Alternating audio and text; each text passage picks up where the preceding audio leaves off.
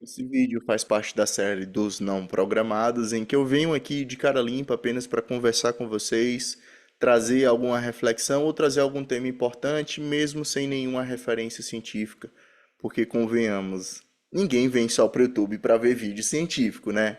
Pô, sacanagem. Então, o vídeo de hoje, eu queria abordar um pouquinho, cara, com vocês sobre TPC.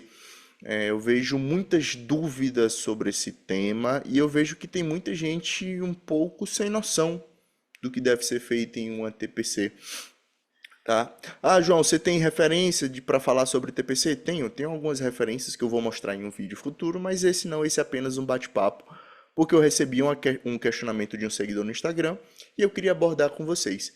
Primeiro ponto, de regra geral. João, precisa fazer uma TPC para mulheres? Tá. TPC é uma terapia pós-ciclo. Eu vou fazer uma terapia pós-ciclo com o intuito de restaurar o eixo. Quando eu faço uso de hormônios em mulher, eu tenho uma inibição significativa do eixo? Depende. Depende de quê? Da dose, do hormônio e do tempo de uso e da responsividade do paciente. Então, sim, dependendo do que foi feito para essa mulher, ela pode inibir o eixo. Mas a gente não recupera o eixo dessa mulher através do uso de clomifeno ou de HCG, como é feito para o homem. Porque o grande diferencial da inibição do eixo nas mulheres é quando eu faço uso, por exemplo, de um oxandrolona, em que eu inibo a produção endógena de hormônios masculinos dessa mulher, eu estou inibindo apenas 25%. Por quê? Porque apenas 25% da testosterona da mulher é produzida no ovário, que é onde eu vou inibir com a oxandrolona. O restante, 75%, 25% vem da adrenal e os outros 50% vem da conversão periférica da androstenediona em testosterona. Então, por mais que você iniba o eixo dessa mulher, da testosterona dessa mulher, ela perde apenas 25%. A perda de 25% da testosterona nessa mulher não faz diferença nenhuma. E ela recupera relativamente rápido. Agora, qual a outra grande questão para essa mulher? Dependendo do hormônio, da dose utilizada e do tempo utilizado, você pode primeiro deixar essa mulher em amenorreia. Você pode inibir de uma forma completa o eixo, não só a produção de androgênios, mas também se você inibir muito o androgênio, ele vai acabar inibindo também a conversão em estradiol. Pô, João, aí já não é tão bacana, porque essa mulher vai entrar em amenorreia, ela não vai menstruar, enfim. E pode se demorar para voltar a ter ciclos menstruais, mesmo depois que para o uso de hormônio. João, existe processo para acelerar isso? Também existe processo para acelerar isso. Mas perceba, é diferente do intuito para o homem. Qual é o intuito para o homem? Quando o cara faz, por exemplo, o uso de um hormônio esteroide anabólico androgênico exógeno, ele inibe todo o eixo hipotálamo, hipófise e testículo. Inibindo esse eixo, ele vai parar de produzir testosterona, dependendo da dose, do tempo de uso e da responsividade e do hormônio utilizado. Alguns hormônios são mais agressivos em inibir o eixo. Então, o cara utilizou, por exemplo, para uma competição, ele vai inibir completamente o eixo. Se esse cara parar, assim, ó, imediatamente de utilizar o hormônio, o testículo dele não vai produzir testosterona. Por quê? Porque lá no hipotálamo e na hipófise eu não estou produzindo GNRH, nem LH, nem FSH, que são os hormônios que vão estimular o testículo a produzir a testosterona e o espermatozoide. Então, para o homem, a gente faz essa restauração do eixo da TPC, por quê? Porque a inibição da testosterona e do espermatogênese pode trazer efeitos de hipogonadismo, sintomas de hipogonadismo, fraqueza, depressão, humor deprimido, mal-estar, baixa libido, dificuldade de ereção, aumento de gordura corporal, perda de massa muscular, perda da pilificação corporal. Tudo isso está relacionado a uma baixa testosterona, tudo isso está relacionado aos sintomas pós-uso de esteroides, em que eu induzi um gonadismo por conta do esteroide. Então, para o homem, principalmente para aquele homem que não pretende voltar ao uso de hormônios, ou que ele pretende recuperar a fertilidade, ou que simplesmente ele não quer mais sentir os sintomas de hipogonadismo por tanto tempo, a gente opta por fazer uso da TPC, por prescrever medicamentos, e aí existem basicamente três classes que a gente trata esse hipogonadismo induzido pelo esteroide, que é o beta-HCG, o clomifeno, principalmente o clomifeno, e o anastrozol ou qualquer outro inibidor de aromatase. Mas o clomifeno é o grande cargo-chefe desse tratamento. As doses variam de acordo com o protocolo e, inclusive, existem protocolos em que é feita a reposição de testosterona em gel em uma dose mais baixa, para que esse paciente, ou para que esse homem não fique com tantos sintomas ruins por tanto tempo. E aí a gente vai fazendo o desmame da testo e vai colocando um clomifeno, por exemplo, para poder restaurar o eixo.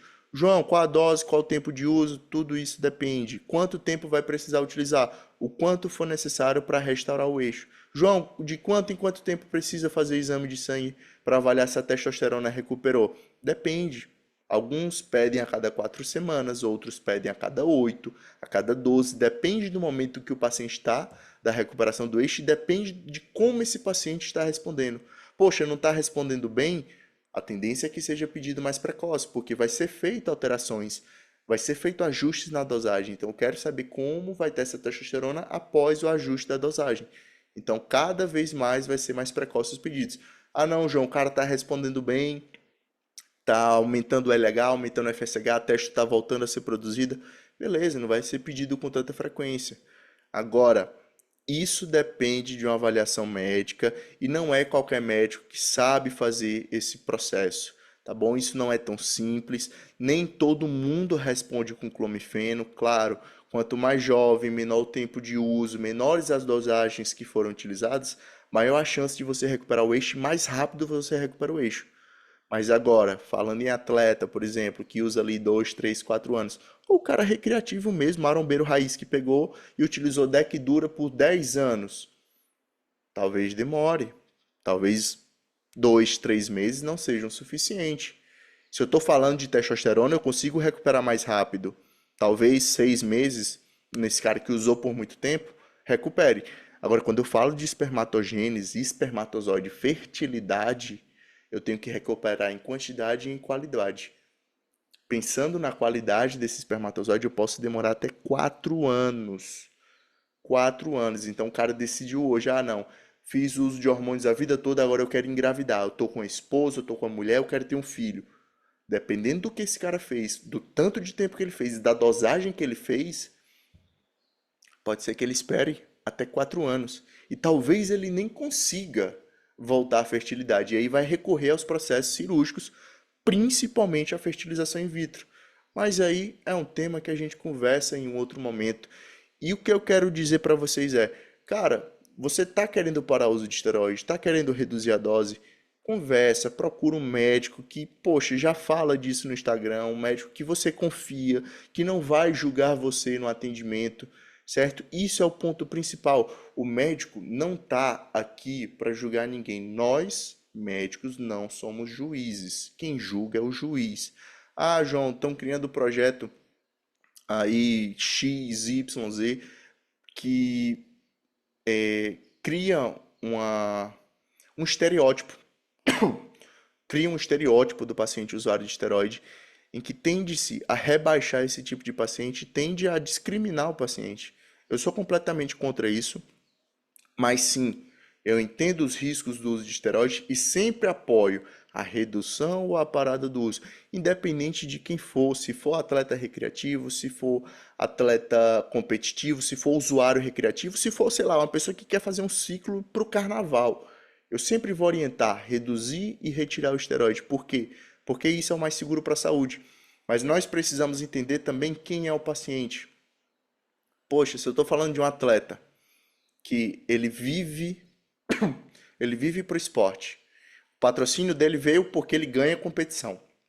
O dinheiro que ele tem, que ele ganha da marca de roupa, nossa, vem porque ele compete, porque ele ganha visibilidade. Então, desculpa. Então, esse paciente, eu tenho que ter um feeling maior, eu tenho que ter uma certa mão, uma certa sensibilidade de entender as necessidades desse paciente. Desculpa. E mesmo que ele não queira parar o uso, eu posso sim avaliar a pressão, eu posso avaliar um eletro, Eu posso pedir um ecocardiograma para avaliar como está a função cardíaca e tratar caso apareça algum problema. Então, o médico, por mais que ele não reduza ou não retire o esteroide, ele ainda assim pode fazer contenção de danos. Ele ainda assim pode tratar os outros problemas que vêm junto com o esteroide. Não necessariamente só retirar o esteroide, certo? Se você, colega, precisa de ajuda, cara, meu contato tá aqui embaixo, meu Instagram também, me manda uma mensagem que a gente conversa e eu tento te ajudar. Esse vídeo é ao vivo, não sei porque eu comecei a tossir, a voz tá ficando ruim, eu vou encerrar por aqui. Tamo junto, valeu, falou e fui.